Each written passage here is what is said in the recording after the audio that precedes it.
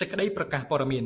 លោកជំទាវឧត្តមសេនីយ៍ឯកម៉ាលីសុជាតាអ្នកនាំពាក្យក្រសួងការពារជាតិនៃព្រះរាជាណាចក្រកម្ពុជាសូមជម្រាបជូនសាធារណជនអ្នកសារព័ត៌មានជាតិនិងអន្តរជាតិមេត្តាជ្រាបថានៅថ្ងៃអង្គារទី28ខែមេសាឆ្នាំ2026វេលាម៉ោង 12:54 នាទីរសៀលក្រសួងការពារជាតិនៃព្រះរាជាណាចក្រកម្ពុជាបានសម្របសម្រួលដំណើរទស្សនកិច្ចលើកទី2ប្រចាំឆ្នាំ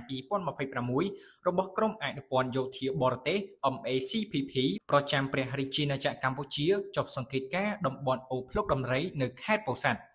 កម្ពុជាសូមសម្ដែងនូវការស្វាគមន៍ចំពោះបណ្ដាប្រទេសជាមិត្តដែលមានបំណងចូលរួមចុះពិនិត្យនិងសង្កេតការណ៍ដោយផ្ទាល់នៅតាមបណ្ដោយព្រំដែនកម្ពុជាថៃដើម្បីតាមដានការអនុវត្តបទច្បាញ់សម្ដៅធានាឲ្យបាននូវតម្លាភាព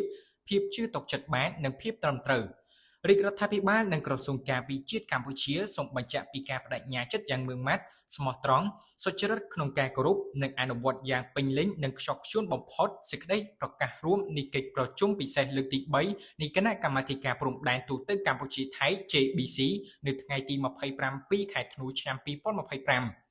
សេចក្តីថ្លែងការណ៍រួមស្តីពីកិច្ចព្រមព្រៀងសន្តិភាពរវាងកម្ពុជានិងថៃថ្ងៃទី26ខែតុលាឆ្នាំ